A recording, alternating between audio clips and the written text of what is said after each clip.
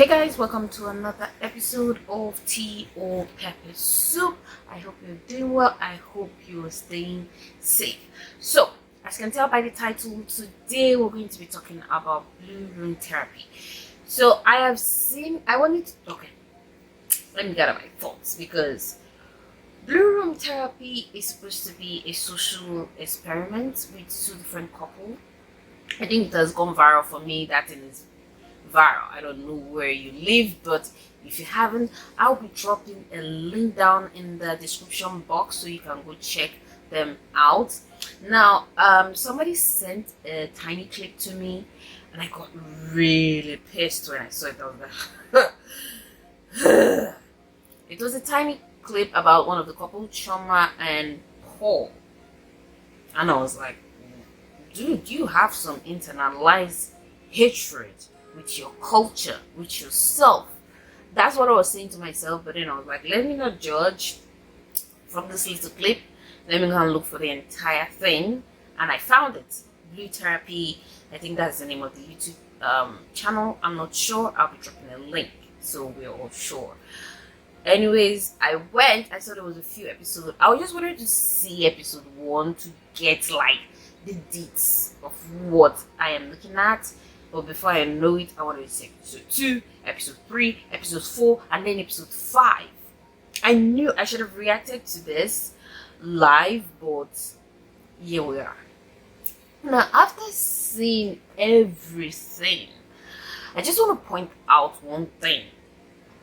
The therapist, Denise, it is a job, but I'm like, as a human, that woman was calm. Paul was condescending as hell. As hell. There's someone for everyone, and I guess that's why Paul is with Chioma. I don't know if this thing was staged or if Paul is a real person with that real attitude.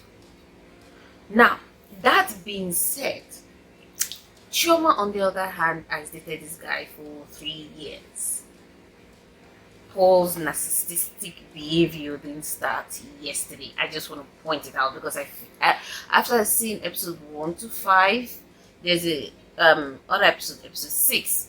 After I'm done with this video, I'm going to be reacting to episode 6 live, just so I get like fresh reaction, like what after everything this couple has been through, what was the final takeaway from this entire social experiment. Denise has nothing to lose, but they do. So what was the final takeaway? Now, back to Paul and Chioma. Paul, I believe if this wasn't staged, if this is a real thing, Paul has been a narcissist his entire life. So I'm like, girl, Chioma, you're finding a problem with his attitude, with his fake it till we make it, with his living for show kind of life. Now I'm like, come on, this science must have been there since. And if it's not something we're down with, why did you wait 3 years? Why did you move in together? I feel like Paul is those kind of boyfriend that you bring around to your friends. He's going to annoy out of them. He is. So I'm like, on one hand, I do get Paul is annoying. That guy is deeply annoying. But on the other hand, I'm like, seriously, why are you complaining? For Chioma, like, you got into the relationship. You've been inside this relationship for 3 years. There's no way this guy was Mr. Nice Guy for 3 years. If he was Mr. Nice Guy, top 3 months, I need to show. Because within that therapy section, Denise that didn't even know if, oh my god, how am I so calm? There were several clips. I'm like, can somebody just, like, even if the guy holding the mic, you know, the way all this production, the person holding the mic, can you just drop the mic on his head? I'm like, oh my bad, sorry. It was a mistake. I dropped the mic on your shiny shaved head. But that being said, I do see Paul stake. I do see Dennis stake. Paul has been living the life he's been living, and as I said in his Chioma, Paul has been living the life he's living, and Chioma was okay with it, so you shouldn't start having problem with it now. So, from my own standpoint, if it's not working for you, move on to someone that works for you. I'm very sure Paul will find someone that works for him as well. So, while Paul deserved the hate he got for his behavior, at the end of the day, Paul was being real. I don't think he should get that much hate because, Chioma was in it with him. I feel like Paul has been that kind of guy that dated girls that have stroked his ego so much that he thinks is enough. Now, moving on from Paul, let's move on to Deborah and Jamel. No, back to Paul. You need to see, there was an episode that an argument came up and I was like, is this a real thing? It was, oh, you used to be a Burna Boy fan and now all of a sudden you're a Wizkid fan. What's up with that? That thing took me out. I was like, this is real. This can't be real. As a Nigerian, I enjoyed this segment so much. I didn't even care if it was staged, if it was real. It made my day. If you were having a bad day, just go and watch that and be like, But another thing about this thing, I feel like some people will watch and then just see their relationship mirrored at them. Because sometimes you're in something, you don't really see all the red flag. But when someone else is living it, you do see it. So I think in that way, the whole experiment thing wins. If it doesn't win for them, at least it will win for a stranger somewhere watching. Now let's move on to Deborah and Jamel. It still comes to the fact that you dated the person, you've seen the person's character. Like, why is it a problem now? Like, if it's a problem, you should leave. You shouldn't be there. But I felt like Jamel and Deborah's kids, there was kind of onions of a layer to peel with them.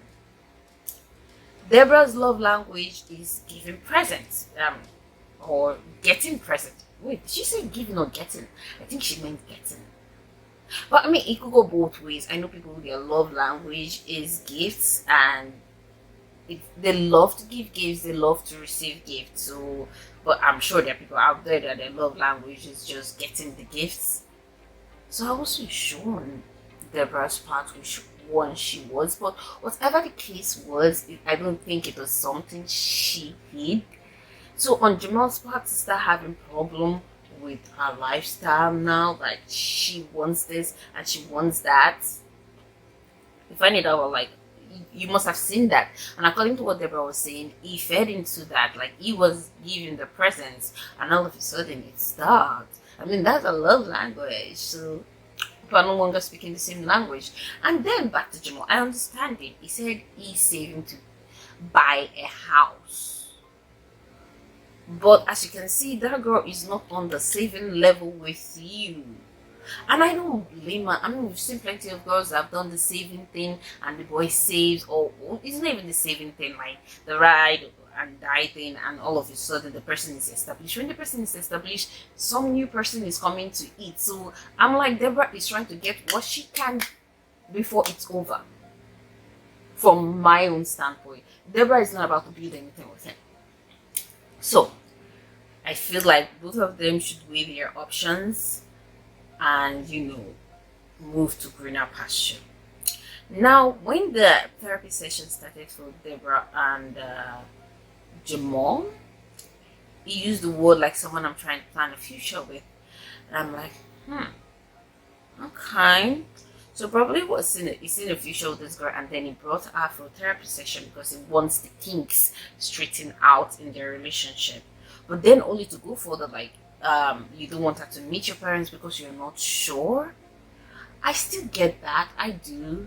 I still get that. I mean, he has some thoughts that are probably bugging him and probably giving him cold feet. So I get that. I mean, Deborah didn't get that, but I did get that. Like, yeah, you might date somebody and not want to introduce them to your parents.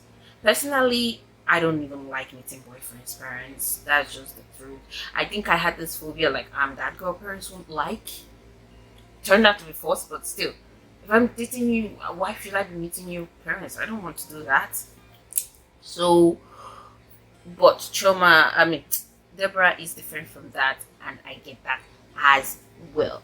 But now, rounding off all of their drama, I felt the things that ticked Deborah about Jamal, which is the social media thing. I I understand that. I get that. I'm not really a social media addict kind of person. I don't really think personally I have a problem with it, but I do get how that can be disturbing in a relationship, especially when you're on your phone all the time. And she wasn't lying about something. She said he's always late. He invited her for the therapy section and he came late. So every from a different standpoint, everybody has their own points to make. But I'm like, you got into it. I don't think this changed all of a sudden. They've always been that way. So if you can handle it, like, we should find a way to work, because the therapy went on for 5 episodes and I don't see any change coming any fast. Nobody's making any consensus like, oh, I am going to adjust this way or I am going to adjust that way. Now, rounding up episode 5, we found out Paul cheated with his no, not Paul. Jamal cheated with his ex. Chioma left Paul alone at home. She didn't go back home for 1 week. So now we're coming to episode 6. I'm like, where are we going to go from there? I mean, Jamal hasn't told Deborah that he cheated, but Denise, the therapist, and all of us back home, we found that. So yeah, that's where we are, guys. Let me know your comment down below. I would like for us to refrain from any toxicity. I know, especially with Paul, it's easy. It's like, but like, let's be true to ourselves. Let's be true to ourselves. Look inside yourself. The person you date, like, seriously, did the person really hide it for years and then it suddenly came out? So all of those things, let's talk. And there's another thing I want to talk about, especially when it comes to Paul. Blacks, especially blacks in diaspora, or in my case, Paul and Chioma, they are both Nigerians, so they are Nigerians in diaspora. In Paul's case, it's almost like, did you forget in your roots? Your white man's culture is not your culture. And I feel like even though you're meeting new people, you're getting more knowledge, our culture at the end of the day is the root of us all. It's what makes us as people. So with the way Paul was acting, I kind of found that strange. I'm raising my kids abroad. Their root is going to be the one true thing that can never depart from there, and that shows, that's obvious in Chioma. Like, it's my root. This food we eat it. This thing we do it. You can't be talking about your $2,000 suit and your food. What has both of them got to do with anything? How does your native food make you less of a person? Anyways, all of this let's discuss down in the comment section below. Do drop a like on this video as it helps my channel with the YouTube algorithm, and consider subscribing to my channel because we have a lot to discuss here. Till next time, bye. And also check out my next video, which will be coming out this week or next week. I'll be reacting to episode 6 live. I know the episodes, they are long, so it will be like a 30-minute long video. I'll try to shorten it if I can, but I'll be doing a live reaction for the round of. Let's just see where these people's heads are. Till next time, bye bye.